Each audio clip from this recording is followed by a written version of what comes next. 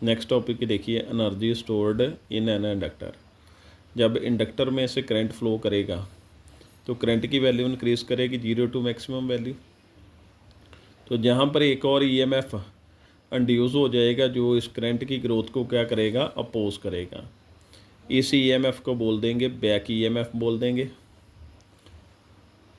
इसके against, back EMF के against work done होगा करंट को इस्टेब्लिश करने के लिए। ये जो वर्क डन होगा वो किसके इक्वल होगा, magnetic potential energy of inductor के इक्वल होगा।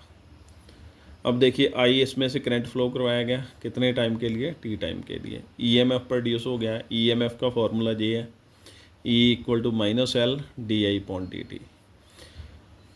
अब इस बैक ईएमएफ के अगेंस्ट वर्क डन हुआ, उसका formula power into time. Power का फार्मूला क्या होता है, वर्क अपॉन टाइम।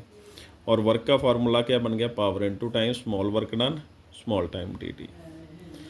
और पी का दूसरा फार्मूला क्या है, वोल्टेज इनटू करंट, यानी कि ईएमएफ इनटू करंट आ गया। ईएमएफ की वैल्यू ये डाल देंगे, इसमें भी माइनस है, जहाँ पे भी माइनस माइनस प्लस हो जाएंगे। ये वैल्यू आ गई इसकी L D I upon D T, I D T उसी तरह से आ जाएगा। डी टी के साथ डी टी कैंसिल हो जाएगा, ये वैल्यू आ गई, ये स्मॉल वर्क डन की वैल्यू आ गई स्मॉल टाइम डी टी में। अब देखिए टोटल वर्क डन फाइंड करना है। टोटल वर्क डन फाइंड करने के लिए इंटीग्रेशन होगी, इसकी इंटीग्रेशन हो जाएगी तो ये डब्ल्यू बन जाएगा।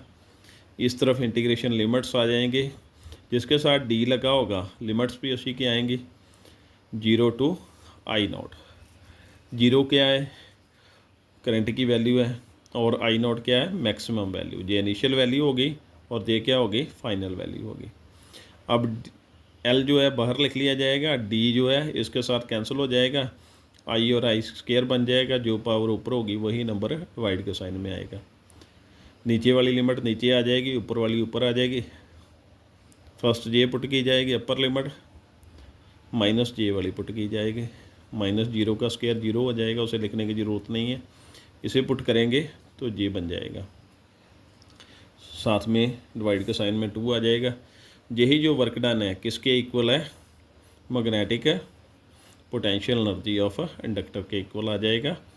ये फार्मूला इसका बन जाएगा। और देखिए इम्पीडेंस ट्रायंगल के बारे में बता देता हूँ आपको, छोटा सा टॉपिक है। इम्पीडेंस ट्रायंगल में देखिए ऐसा ट्रायंगल होगा। इम्पीडेंस ट्रायंगल में जो इसका बेस होगा वो ओहमिक रेजिस्टेंस की वैल्यू बताएगा। किसकी वैल्यू बताएगा, ओहमिक रेजिस्टेंस की। ये रिएक्टेंस है, ये टोटल रिएक्टेंस की वैल्यू बताएगा परपेंडिकुलर जो होगा। और हाइपोटेन्यूज किसकी वैल्यू बताएगा, impedance of circuit. Impedance triangle में जो बेस है वो ओहमिक रेजिस्टेंस की वैल्यू बताएगा, जो परपेंडिकुलर है इंडक्टिव रिएक्टेंस टोटल रिएक्टेंस की वैल्यू बोल देते हैं, टोटल रिएक्टेंस की वैल्यू बताएगा। और ये इम्पीडेंस की वैल्यू जो है हाइपोटेन्यूज वो बता देगा। ये था आज का टॉपिक। Thank you.